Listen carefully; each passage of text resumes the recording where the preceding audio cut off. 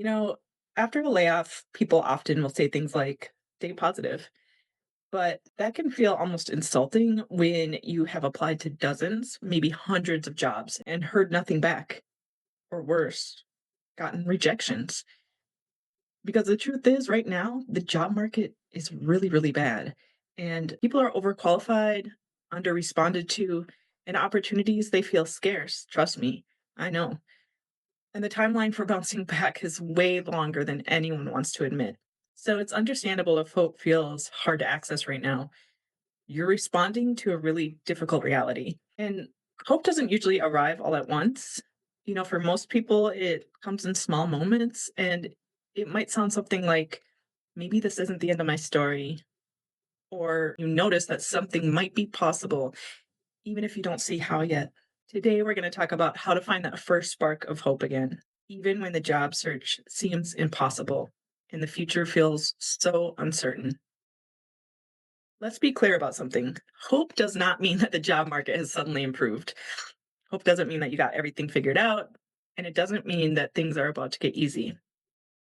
Real hope is smaller and more honest. Hope might sound like, I don't know when things will work out, but I am willing to keep showing up. Or, this is harder than I expected, but I'm not done yet. You don't need a full plan. You don't even need to feel optimistic. Hope begins when you allow yourself to believe something, even if it's not what you had originally planned, but something good could still emerge from this moment. Right now, your brain isn't just processing a layoff, it's processing ongoing uncertainty, waiting, and rejection after rejection or silence. And when your nervous system is in that state, it naturally focuses on danger, worst case scenarios, and questions like, what if this never works out?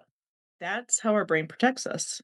But here's what's important to understand: as your nervous system gets even brief moments of relief, your mind slowly becomes capable of imagining possibilities again. Not big, perfect solutions, but small openings. And that's where hope begins.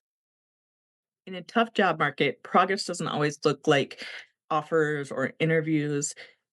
So instead of waiting for a big breakthrough, start noticing smaller shifts. Maybe you feel a flicker of curiosity about a different path, or you start thinking beyond your previous role or industry. Maybe you reconnect with something you used to enjoy. Feel even a small sense of relief being free from a job that was not aligned. These signs still matter because it's a sign that your inner compass is still working, even when external validation is slow.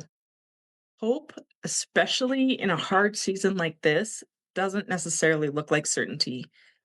It usually looks something more like, this might take longer than I want, but maybe there's something still ahead for me.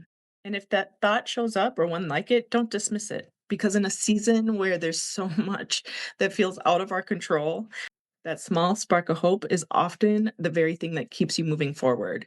And sometimes that's enough for today.